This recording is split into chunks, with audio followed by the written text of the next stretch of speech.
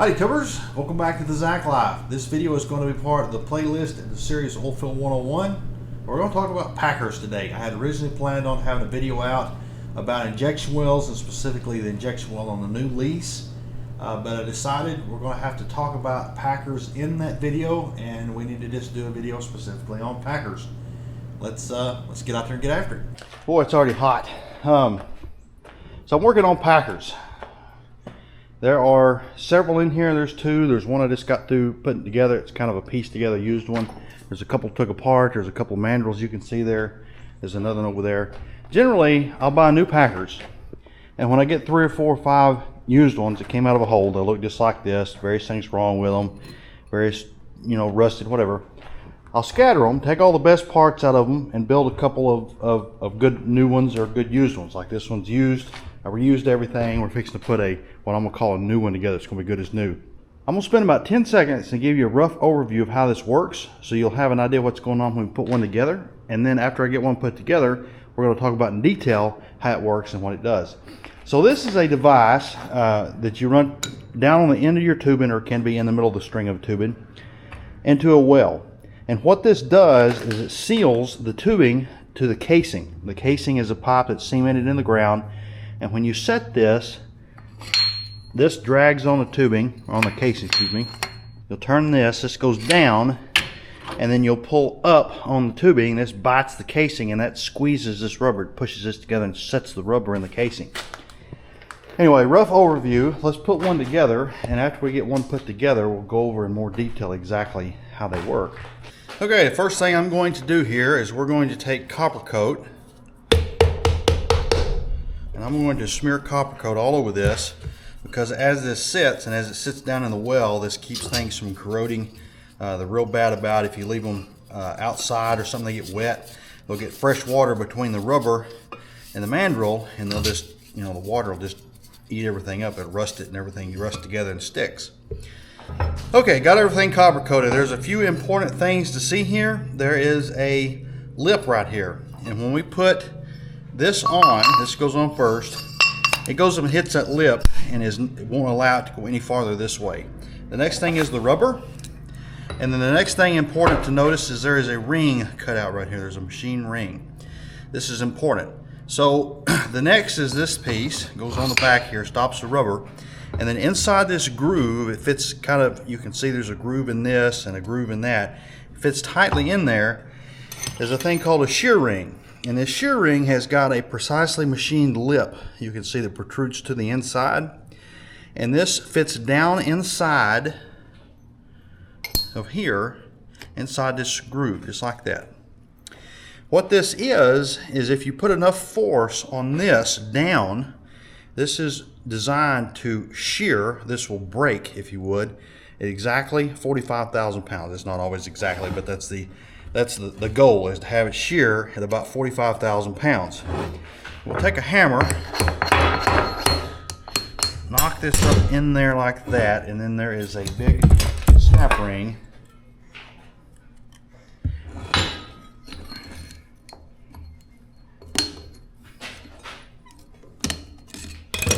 It goes on and over. So anyway, this one cannot go down any farther than that. This has caught it, unless you put about 45,000 pounds on this, and then it will fall. Now there's another piece, let me go grab it, that goes on the end here. This is this will go in an injection well at some point. This piece is kind of corroded, but it's not a fluid carrying connection. Basically all this is now is like a big jam nut. So I don't care if this is kind of corroded, the threads are kind of rough, whatever. Anyway, this goes on the end, so if you have to shear this, if it shears, this all slides down and hits this. This is a stop. It doesn't just go off the end and fall in a well. The things to note here is that if you push down on this, it swells the rubber out. The rubber gets squished and larger. It cannot come up any farther, and if you push hard enough on this, I didn't get that in there good. If you push hard enough on this, you can shear this, and that keeps all this can slide down. Okay, the next part is, I've heard these called a bird cage or the drag blocks, or I call them the slips. And what these do, they've got pretty tough springs in it. It's about takes about as hard as I can push to collapse those springs. And this fits tightly in whatever size casing this is designed to go in. This is designed to go in 4.5. The idea of 4.5 is 4 inch and 90 thousandths. But anyway, this is bigger than the casing. And when you push this into the casing, it actually collapses these springs and this drags up and down the inside of the casing. And so how this works is this has got this is called a J slot because it looks like a J. This goes on to here, and in here there's a pin, and I gotta find one. There's 2 or 3 laying on this bench somewhere. There's this pin that screws into here and it gauges inside that J slot.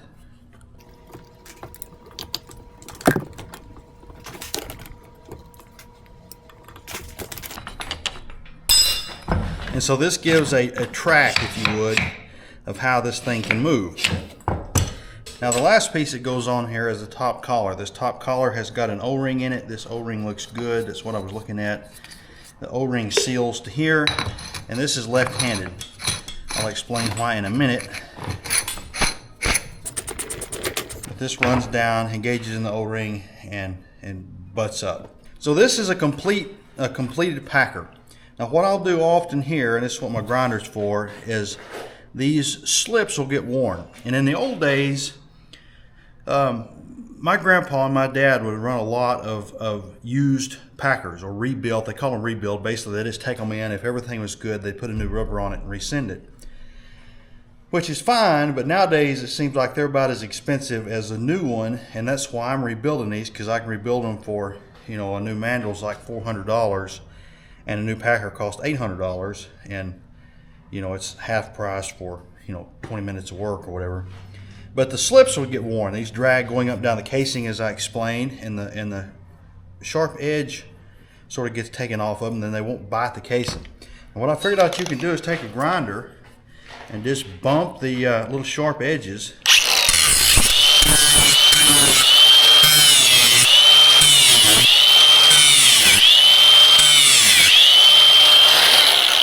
Anyway, we'll just bump these and kind of sharpen up that edge. You don't have to really make them nice, but if they've got a little bit of sharp edge, it helps them bite.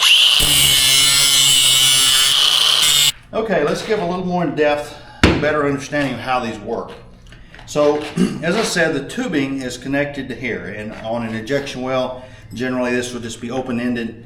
There could be situations where this was mid-string on a producer or something, but for the most part, tubing comes on here. These are on the bottom. This goes down the casing. The casing is the pipe that's cemented in the ground, and these blocks drag against that casing. So as you go down with these, this comes up, and as you would come up, it grabs. And so to unset these, to J them, you would lower the casing and turn the casing to the right, and this keeps this being able to go down against this cone, and this will cause the packer just to slip up or down the hole.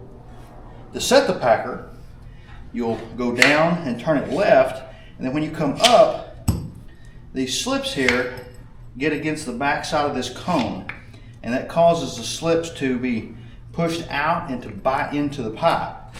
And so at this point, this piece here is stationary with the casing. It's bit into the casing. And you would take your rig and you would pull up on this. Of course, I'm not strong enough to stretch anything here. With this being stationary, when you pull up on this, maybe 15,000 pounds or something like that, this piece tries to come up against this, and it squishes out the rubber, and the rubber is then sealed between the mandrel, between the tubing and the casing, and this gives you a positive seal from casing to tubing. Now, you can imagine if you've got this in a well, 1,500 feet or much deeper than that sometimes. In a well, you can get stuff corroded. This can be hard to get it to unset, and a lot of times, if this is full of crap, as you start down, lowering the tubing down, trying to get this to come up, well, it won't ever move and it's stuck. And so it's got two different methods of an emergency release, and that is the shear pin If you can't get it to unset, you can just simply start pulling and pulling and pulling, and at about 45,000 pounds over string weight, the shear ring shears. This piece, and this piece go down. And if you remember, there's a ring that stops this from going up. It also stops this from going down if you shear it. Even if this little keeper jumps out of this slot somehow, this can't go down far enough to re-hit this. The little ring that's on the mandrel, that's about right here, stops this from going down any farther. One of my big pet peeves is a lot of times you'll have rigs come pull a packer for you, and the very first thing they do is put a big wrench on the tubing. They get real rough with it trying to turn the tubing, and when they go down with it, then it won't release. And the reason is this little pin is pretty fragile, and this is not a real deep J slot. And if you swell this out, if you kind of screw the metal up, it'll hang this up, and the only thing you can do is shear it. The other thing is if you can't shear it for some reason or other, and I have seen that, I don't understand why, but I have seen these not be able to shear. I don't know if maybe this grows together or something, but that's why this collar is left-handed. So if you get hung up and you can't shear it, or if you want to just back off the packer, and if it's got stuff dropped on it, you want to wash some mud or some rust or something off of it, you can simply turn your tubing to the right, and this collar here is left-handed, and you can simply unscrew off the top of the packer. And then if you wash it down, you can go in here with a spear and catch it, or you can take your left-handed collar and go back in here and screw onto it. And the good thing about the Acme threads on this mandrel is that if you get it screwed on there a few threads, you can pull really hard enough to shear one. It's not like a pipe thread that you need to have tight for it to be strong, to not come apart. That's how a packer works. All right, so I appreciate you watching. As I said, I had planned on having an injectional video out this week. We're supposed to get a bunch of rain. Hopefully I get that video done for you next week. Following that, I've got 3 SCADA videos I'm working on. If I get all those done, those should be out in a couple of weeks. I have 3 more. And I've been doing a little bit of work on the rig. If I get the video edited, I rebuilt the injection pump. I may try to have it out tomorrow. And then I actually just finished putting it on. I fired the rig up, we ran the overhead, and maybe following week we'll have 2 videos as well. If all this goes right, it seems like there's always a hiccup in something. But anyway, appreciate you watching. Like, share, subscribe, and we'll catch you on the next one.